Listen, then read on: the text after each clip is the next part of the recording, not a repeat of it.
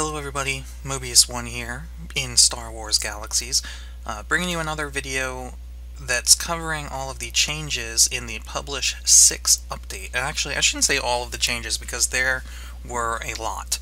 I'm going to put the link to the patch notes in the video description so you can go ahead and check it out for yourself. But I'm going to be covering what I feel are probably the most important ones, the ones that everybody needs to know about. And starting with Creature Handler. So Publish 6 was supposed to finish up a couple things. It was supposed to finish up Creature Handler, finish up Droid Engineer. Really, it had a lot to do with NPC AI, and of course Jedi was supposed to be thrown in there too, but that was dropped. Droid Engineer was actually dropped too, though they did add one Droid Engineer detail we'll be talking about in a little bit. Creature Handler, however, was really what Publish 6 ended up focusing primarily on. Creature Handlers now can actually use their creatures to fight in PvE. Creature Handlers can now gain creature handling experience through killing enemies with their creatures, as long as the creature delivers the finishing blow. And, I mean, that's really...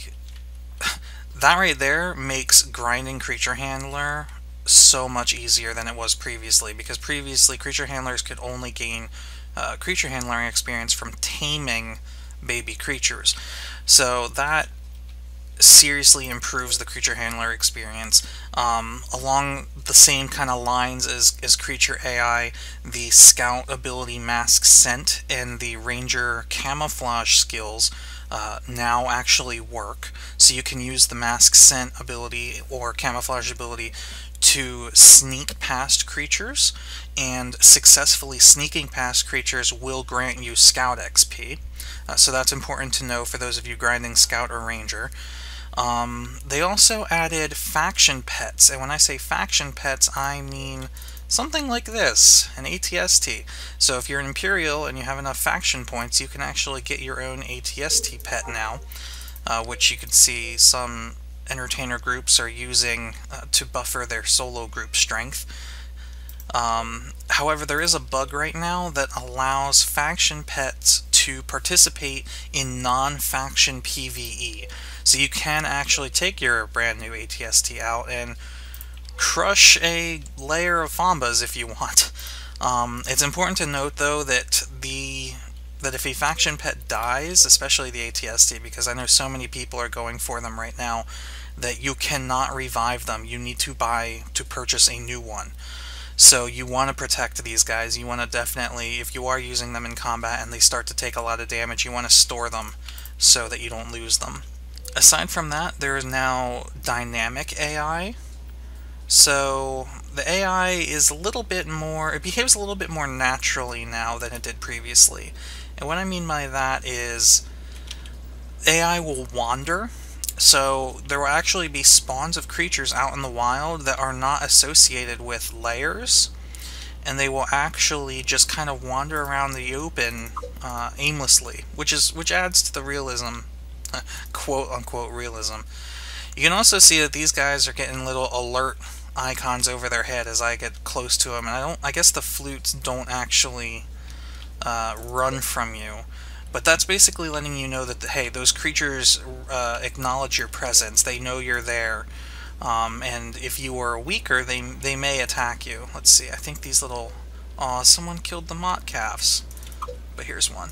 So you see this little Mott calf here. As I approach him, he's going to get alerted of my presence. A little question mark. And he's actually going to run from me. He's afraid of me, so he's going to flee. You can see he ran. How far out is he? He's about 55 meters out, and he stops. So that is one reason why Misc Scent is going to be important to scouts or to creature handlers, because as you get stronger, creatures now will actually react to your presence in ways that they weren't previously, which is cool. As for missions, particularly as far as doing missions in a group now, you can actually get a waypoint to the nearest mission for the group. So you can see here I'm in an entertainer solo group, and we actually get a waypoint. So 1,375 meters out that way is actually the nearest mission for the group. And I do believe if I were to pick up a mission, let's see if I can find one a little closer. Here's one that's only 1275. So if I accept that, this should... No, it's not going to. Oh, you know what? Probably because there are more. It's going to average. So the group is closer to that mission out there than I am. So that's why that doesn't work. But anyway, let me leave from this group now. And yeah, you don't get that. You don't get that message when you're not in a group. So that is good, but it's not 100% functional yet. Actually, the way it works now is when it's not updating properly when the location of the mission actually updates. So you know how when you get within about 120, 130 meters from your mission waypoint, it updates to the exact mission location. Well, the nearest mission for the group waypoint does not update along with that. So it's going to be up to the mission leader to, once you reach that point, to then kind of steer the group to the final destination for the mission. But it's a lot better than nothing, and it's definitely getting close to how it was back in live.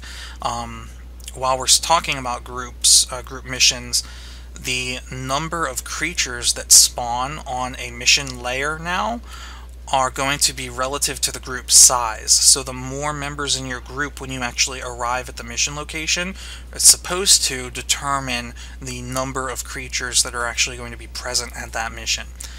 So it's important to know that. And before we stop talking about combat, it's also important to note for those ranged combat professions out there, that you are no longer permitted to attack while prone if your target is within melee range. So if you're laying prone and that target gets right up in your face, you have to go up to either kneeling or standing posture to be able to attack with a ranged weapon. So a couple of additional things that were added. They added a serious list of NPC quest lines that you can pick up and complete now, though some of them are bugged. I understand the Borvo the Hutt's quest line on Naboo, as well as the Darklighter Estate questline on Tatooine, at the time of me making this video, are not able to be completed. They also added Nim's theme park on Locke, which I believe is working correctly. They also added functionality to treasure maps. So if you loot a treasure map, you can actually use that to go and find a small, it'll give you a waypoint or whatever to either a treasure or a trap. The Who command /Who command is now working for the most part. I think it may have a few bugs or hiccups in it, but for the most part that's working. I'll probably end up doing a video on that later because it's a little involved. Mandalorian armor can now only be worn, it's class restricted, so Mandalorian armor can only be worn by bounty hunters or commandos now, though they have not added the functionality or the ability to loot bounty hunter armor pieces to craft Mandalorian armor yet, so that's still coming. So the only people that affects are those that have had Mandalorian armor from months ago.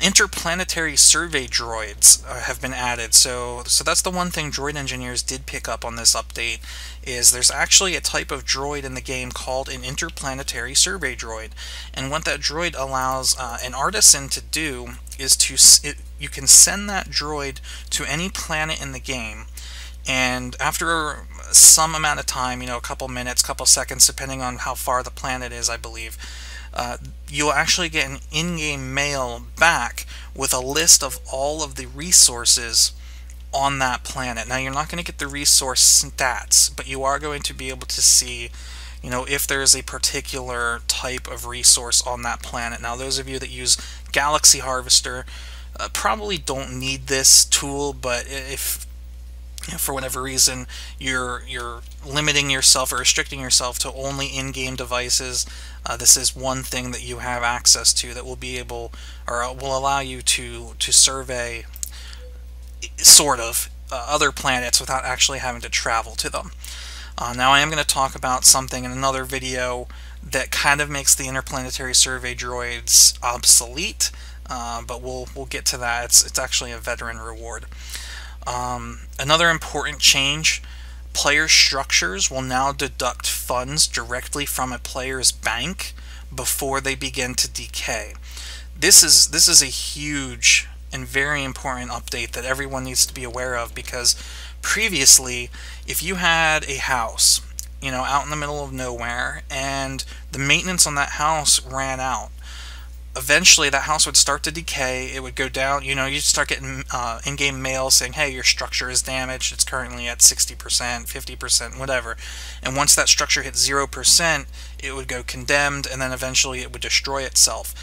That doesn't happen anymore. The way it works now is it'll go through that whole, you know, your structure is damaged thing, and then once it goes condemned, before it destroys itself, it's actually going to start draining your bank account before it destroys itself. So now, if you have to stay on top of your maintenance, because if you know, have a house or a guild hall, or you know, hopefully you don't have like 2 guild halls up on one character, and decide to go on vacation and forget to pay your maintenance, you can come back and have a completely empty bank account.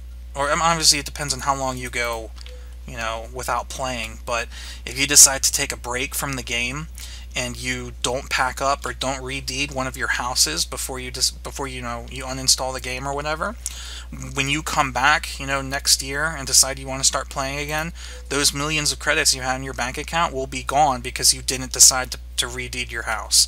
So it's definitely something that players need to be aware of, and I hope, if you haven't read the patch notes and you're hearing about this for the first time now, I hope that helps you.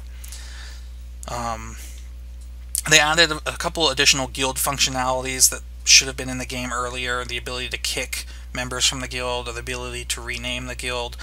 They reduced vehicle repair costs, so now you can repair your vehicles for cheaper than it was previously, which is good, because from what I understand now is that some certain creatures will actually target your vehicle.